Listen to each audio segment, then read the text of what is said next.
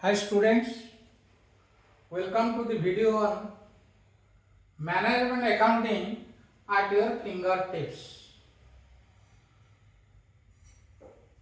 So in this video we will focus on financial analysis. All of you know there are various branches of accounting. Accounting is like a big tree. The branches may be financial accounting, management accounting, cost accounting, tax and audit. So in this video we will focus on financial analysis. Then what is management accounting? Management accounting is the presentation of accounting information in such a way as to assist management in the creation of policy and the day-to-day operation of an undertaking. So techniques used in analyzing financial statements are comparative statements, trend analysis, common size statements, schedule of changes in working capital, fund flow statement, cash flow analysis and ratio analysis. Among all, the ratio analysis is the most powerful tool of financial analysis. So ratio represents the quantitative relationship between two figures. So ratio provides clues to financial position. It is the pointer or indicator of financial strength, soundness, positional or weakness of an enterprise. So generally ratios are categorized under two heads. One is traditional classification or approach, another is functional classification or classification according to tests. So under traditional classification or statement ratio, it may be balance sheet or position statement ratio. Balance sheet and position statement ratio, only figures related to balance sheet item are taken into consideration. Then profit and loss account ratio or revenue or income statement. In this, all the relationship or ratio will be taken from profit and loss account or revenue income statements. Then third one is composite or mixed or inter-statement ratio. It includes one item from, suppose numerator from balance sheet, denominator may be from profit loss and vice versa is the case. But in case of functional classification or classification according test, it may be liquidity ratio, which provide the short-term solvency of the business or company. Then solvency and long-term ratio, it provides the long-term solvency of any company or business concern, means whether in the long run the business is in a position to repay its debt and interest on long-term debt, EMI like this. Then activity ratios and last one is profitability ratios. So in this video we will discuss the balance sheet ratio.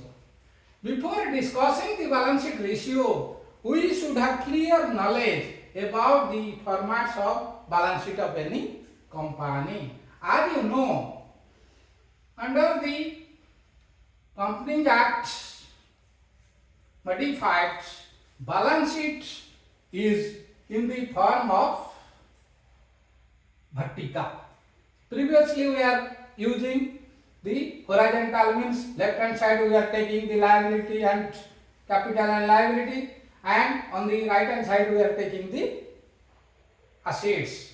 But under this modern form we will take it in a vertical, means first equity and liability. Under equity liability we will consider the shareholders funds. Shareholders funds includes share capital, it may be equity share capital or preference share capital. Then reserve and surplus, money received against share warrants. Then share application money pending allotment. In case of a company, the shares are allotted to the public or shareholder, and they have at the time of application they will submit the check along with their check or draft along with their application for some specific shares. And unless and until at the end of the year, suppose at the end of the year is, financial year starts on 1st April of one year, ends on 31st March of next year. So suppose as on 31st March, if the share application money received from the shareholder, no allotment has been made, it will come under liability side, that is share application money pending for allotment.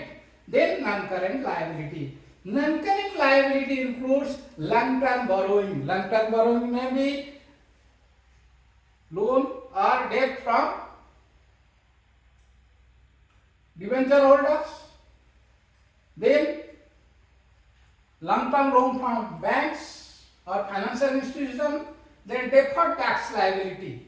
Deferred tax liability means it will show the net figure. Suppose the liability or the tax payable to the government or the income tax is more, or liability is more, asset is claim is, suppose we have already one litigation there, suppose liability is in the asset, some figure is in asset, some liability, if the liability is more, suppose at the end of the year the company will keep provision for the tax. If the liability more, it will come under deferred tax liability, then other long-term liability, then long-term provision. Then comes current liability. Current liability means short-term borrowing, trade payable. Trade payable includes two things. One, total outstanding due to small and micro enterprises. Then total outstanding to creditor other than small and micro enterprises. So what is small and micro enterprises? Then small and micro enterprises includes investment in plant and machinery. If it is manufacturing concern, investment in equipment less than 1 crore and turnover less than 5 crore. Under medium, then the turnover, the investment in plant and machinery or equipment less than 10 crores and turnover less than 50 crores. If they exceed 10 crores in investment in plant and machinery or equipment, it will come under large enterprises. And similarly, when turnover exceeds 50 crores, it will come under long-term enterprises.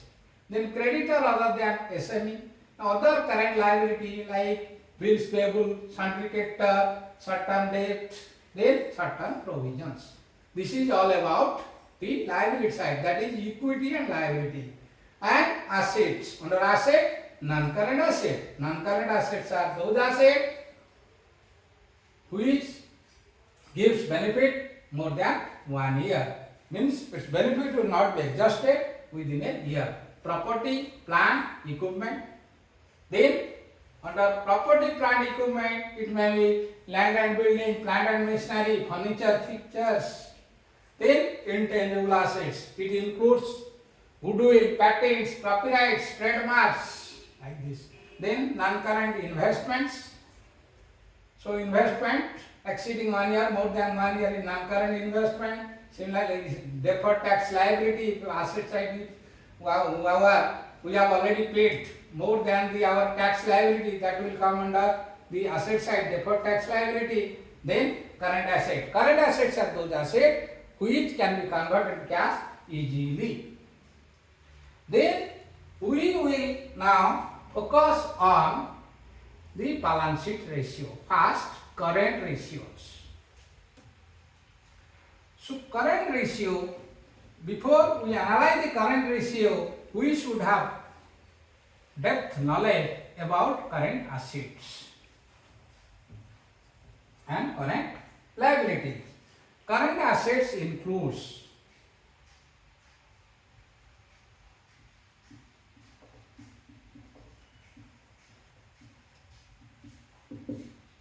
cash in hand,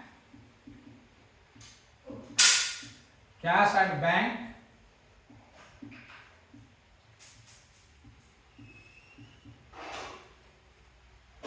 short-term investment,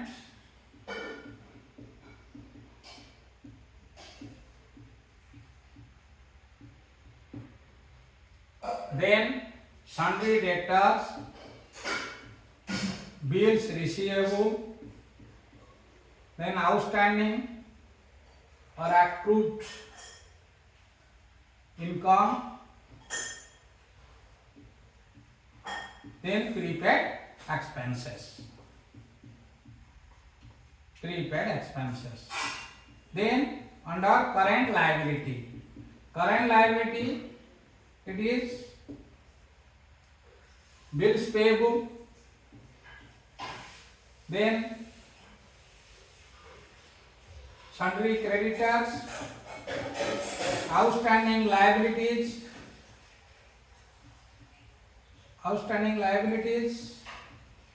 then income received in advance,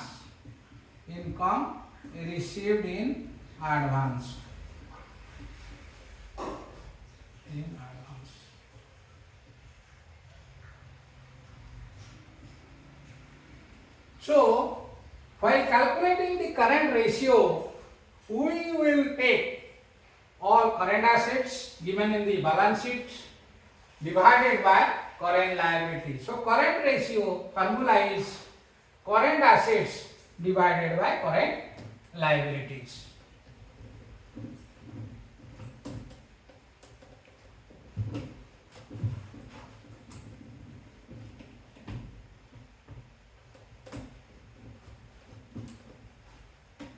So, current assets divided by current liability. It includes cash in hand, cash at bank, short-term investment, sundry debtors, bills receivable, accrued income, prepaid expenses. Current liability, sundry debtor, bills payable, short-term loan from bank, outstanding liability, and income received in advance. So, the ideal ratio is 1:1. 2:1. That means the current assets should be twice of current liability. Then comes liquid ratio, acid test ratio. Under this ratio, inventory will not be included. That means liquid asset, current asset minus inventory, then outstanding accrued income, prepaid expenses minus prepaid expenses by current liability, and the ideal ratio is 1:1. That means the current assets should cover 100% of current liability. Then comes absolute liquid ratio. Under absolute liquid ratio, we will consider only cash in hand, cash at bank,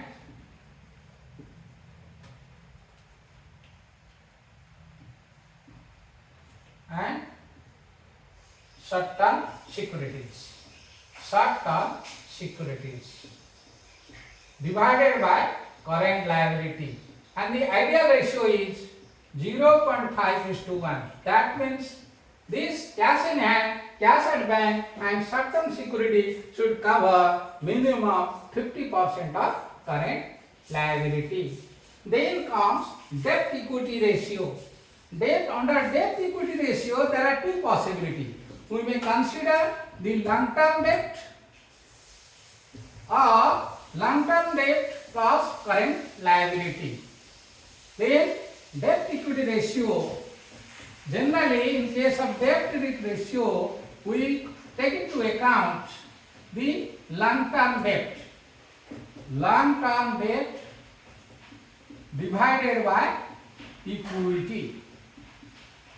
So long-term debt includes the investment of debentures, then long-term loan from banks divided by equity. Equity includes the shareholder capital, reserve, surplus. Then we may consider total debt to equity ratio. Total debt to equity ratio. Here in this case, total debt, it includes long-term debt plus short-term debt. Long-term debt plus short-term debt divided by equity. Equity means the shareholders fund.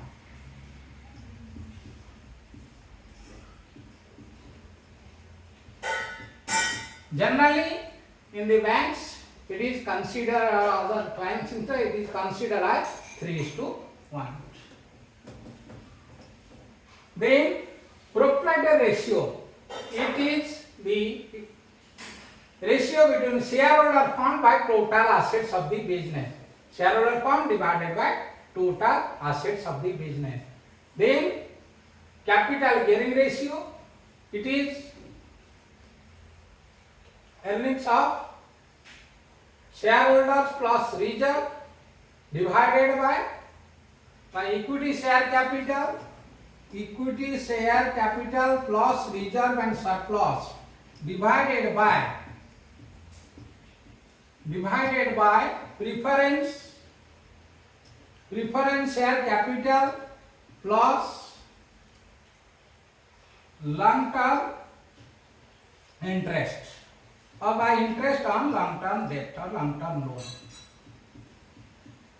This is all about the balance sheet ratio. In the next video, we will have discussion about other ratios, that is income ratios. Thank you watching this video. Don't try to subscribe the video, share the video to of your friends so that everybody will be benefited.